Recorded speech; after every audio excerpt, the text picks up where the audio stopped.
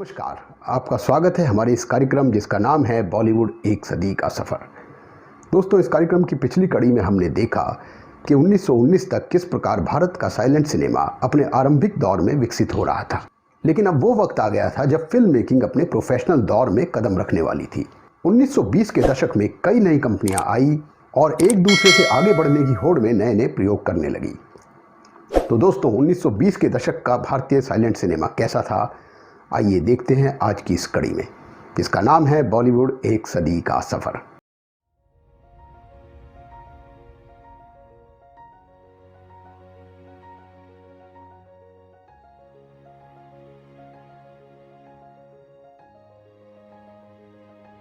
उन्नीस सौ 20 में भारतीय सिनेमा एक नए युग में कदम रख रहा था। पुराने फिल्म मेकर्स के अनुभवों से नए लोग सिनेमा की अपनी अलग भाषा विकसित कर रहे थे। उसी साल यानी 1920 में भारत में सेंसर बोर्ड की स्थापना हुई। अब फिल्म मेकर्स के लिए अपनी फिल्म को सेंसर से पास कराना जरूरी हो गया था और उन्हें अब अपनी फिल्मों को सेंसर की कैंची से बचाने के लिए रास्ते ढूंढना था। हालांकि उस दौर में सेंसर को अश्लील दृश्यों से कोई परहेज नहीं था। उन्हें तो बस ब्रिटिश सरकार के खिलाफ बातों पर आपत्ति थी। लेकिन ये वो वक्त था जब दादा साहब फाल्के और उनकी निर्विरोध सत्ता को चुनौती दी जाने वाली थी और माइथोलॉजी और हिस्ट्री से अलग सामाजिक और थ्रिलर फिल्में बनाने वाले मेकर्स आगे आने वाले थे। तो सबसे पहले बात करते हैं अपने वक्त से काफी आगे की सोच रखने वाले एक ऐसे फिल्म मेकर की जिसने हॉलीवुड में बतौर असिस्टेंट काम किया था, उस शख्सियत के साथ जिसके वजूद के आगे आज भी हर सिनेमा लवर अपना सिर सम्मान से झुका लेता है। जी हाँ, ये थे चार्ली चैपलिन और उनके साथ कुछ अरसा काम करने के बाद अपनी फिल्म कंपनी शुरू करने के लिए भारत लौटे भारत के पहले Hollywood train director Suchet Singh. 1919 में सुचेत सिंह ने अपनी ओरिएंटल फिल्म मैन्युफैक्चरिंग कंपनी के अंतर्गत अपनी पहली फीचर फिल्म बनाई जिसका नाम था शकुंतला।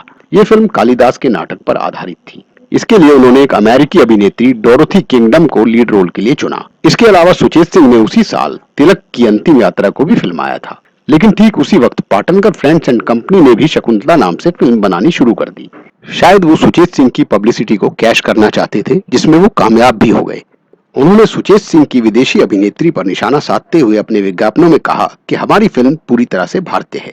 नतीजा ये हुआ कि सुचेत सिंह की फिल्म पाटनकर की फिल्म के आगे टिक नहीं सकी। सुचेत सिंह शायद भारतीय दर्शकों की नब्ज समझने में कामयाब नहीं हो पाए थे। उसी साल सुचेत सिंह ने 3 फीचर फिल्म और बनाई जिनका नाम था राम या माया, मृच्छकटिक और नरसिंह मेहता। इसके अलावा एक कॉमेडी शॉर्ट फिल्म भी बनाई जिसका नाम था थ्री डेविल्स। लेकिन 1921 में एक कार एक्सीडेंट में उनकी मौत से ये प्रतिभा विकसित होने से पहले ही खत्म हो गई।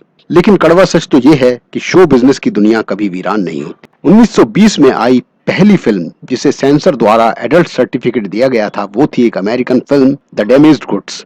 हालांकि इसके अलावा पूरे साइलेंट एरा में किसी भी भारतीय फिल्म को एडल्ट सर्टिफिकेट नहीं दिया गया। 1920 के शुरू में फिल्मों में आने वाले एक और फिल्म मेकर थे बाबूराव पेंटर। बाबूराव मूल रूप से चित्रकार थे, इसलिए उनके नाम के साथ पेंटर उपनाम जुड़ गया था। बाबूराव पेंटर ने 1920 में सैरंध्री बनाकर अपनी उपस्थिति दर्ज की थी, जो कि सेंसर बोर्ड की कैंची का शिकार बनने वाली दूसरी भारतीय फिल्म थी। ऐसी पहली भारतीय फिल्म थी सुचेत सिंह की मृच्छकटिक, जिस पर पहली बार सेंसर बोर्ड ने अपनी कैंची चलाई थी। लेकिन दिलचस्प बात यह है कि बाबूराव पेंटर की कंपनी महाराष्ट्र फिल्म कंपनी में एक महान प्रतिभा का प्रशिक्षण हो रहा था जिसका नाम था वी शांताराम। वी शांताराम का भारतीय सिनेमा में इतना बड़ा योगदान है कि उन पर एक एपिसोड अलग से बनाना पड़ेगा। V Shantaram Maharashtra film company में एडिटिंग, डायरेक्शन और एक्टिंग से लेकर हर विभाग में छोटे छोटे काम करते थे और इन्हीं कामों की बदौलत उन्होंने फिल्म मेकिंग को उन ऊंचाइयों तक पहुंचाया जो आज भी फिल्म इंस्टीट्यूट्स के लिए मिसाल हैं। दूसरी तरफ बंबई में द्वारका दास संपत और माणिकलाल पटेल ने मिलकर कोहिनूर फिल्म कंपनी की स्थापना की।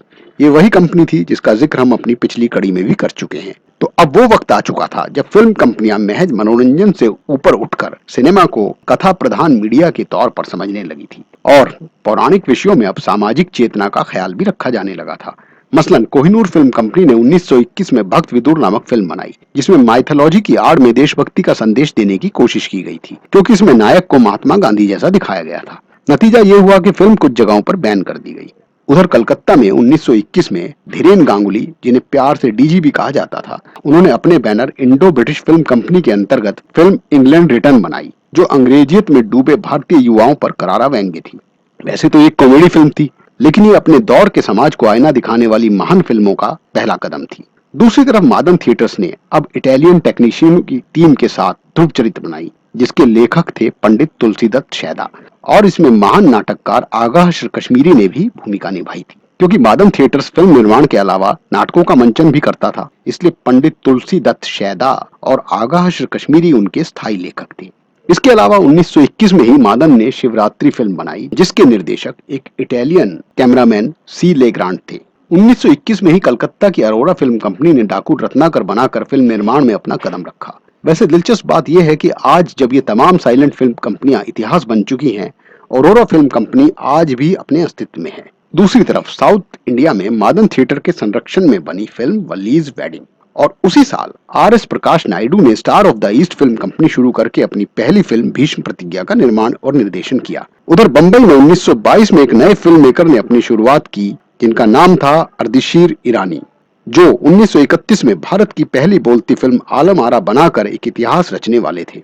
ईरानी ने 1922 में भोगीलाल दवे के साथ मिलकर स्टार फिल्म कंपनी बनाई और उसी साल अपनी पहली फिल्म बनाई, जिसका नाम था वीर अभिमन्यु। इसका निर्देशन किया था मणिलाल जोशी ने। उस दौर में फिल्म कंपनियों के काम करने का ढंग कुछ हद तक आज के कॉर्पोरेट की तरह ही था। दरअसल इन्हें कंपनी इसलिए कहा जाता था क्योंकि ये कंपनियां महज फिल्म मेकिंग ही नहीं करती थी, बल्कि डॉक्यूमेंट्री, एड फिल्म्स और डिस्ट्रीब्यूशन से लेकर विदेशी फिल्मों के राइट्स खरीदकर उन्हें प्रदर्शित तक करती थी। यानी फिल्म मेकिंग उनके काम का एक हिस्सा था और उनका सारा स्टाफ तनख्वाह पर होता था, यहाँ तक कि एक्टर्स भी। इसीलिए 1920 के दशक में अक्सर विज्ञापनों में कलाकारों के नाम तक नहीं दिए जाते थे। ये एक तरह से हॉलीवुड के स्टूडियो सिस्टम की तरह ही था, लेकिन भारत में अभी वैसी स्टार परंपरा नहीं आई थी। उस दौर के प्रमुख कलाकार थे खलील, तारा, राजा सेंडो, पेशेंस कूपर, दादा भाई सरकारी, मैनचरसा छापकर, मास्टर मोहन वगैरह। एल्फिंस्टन बाइस्कोप कंपनी, जिसका नाम 1919 के बाद से मादन थिएटर्स हो चुका था, एक जॉइंट स्टॉक कंपनी बन चुकी थी। 1923 में जे.एफ. मादन की मृत्यु के बाद मादन थिएटर्स उनके 5 बेटों के हिस्से में आया। ये थे बुरजौर मादन, फ्रामजी मादन, जे मादन, नवल मादन और पिलू मादन। इनमें से उनके तीसरे बेटे जे मादन ने कंपनी के मैनेजिंग डायरेक्टर की कमान संभाली। बंगाल हमेशा से साहित्य सृजन की भूमि रही है। शायद इसीलिए बंगाल के फिल्म मेकर्स टैगोर, बंकिम चंद्र और शरद चंद्र की कृतियों पर फिल्म बना रहे थे, जबकि बंबई में उस वक्त उदय हो रहा था क्राइम थ्रिलर का।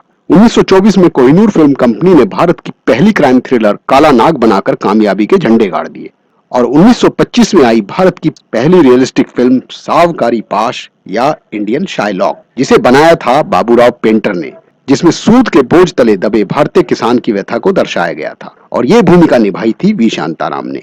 तो इस प्रकार 1925 तक भारत का साइलेंट सिनेमा अपनी व्यावसायिक दिशा ग्रहण कर रहा था। इसी बीच कई कंपनियां बनी और खत्म हुई, लेकिन खेल तमाशों की ये दुनिया बदस्तूर जारी रही। तो आपने देखा कि किस प्रकार 1925 तक भारत का साइलेंट सिनेमा अपने प्रोफेशनल रूप की तरफ बढ़ रहा था, लेकिन अभी तक स्टारडम की शुरुआत नहीं हुई थी। तो इस कार्यक्रम की अगली कड़ी में हम देखेंगे कि 1931 तक, यानी भारत की पहली बोलती फिल्म आलम आरा के आने से पहले तक का साइलेंट सिनेमा कैसा था। ये आने वाला वो दौर था जब चंदूलाल शाह की रंजीत फिल्म कंपनी, अर्दिशीर ईरानी की इंपीरियल फिल्म कंपनी, फातिमा बेगम की विक्टोरिया फातिमा फिल्म कंपनी का उदय होने वाला था, और महबूब खान और ए.आर. कारदार जैसे निर्देशकों ने अपनी शुरुआत की, और उसके अलावा पृथ्वीराज कपूर जैसे महान अभिनेताओं का उदय होने वाला था। तो दोस्तों, स्टे ट्यून विद अस। तो मिलते हैं इस कार्यक्रम की अगली कड़ी में। तब तक के लिए गुड बाय।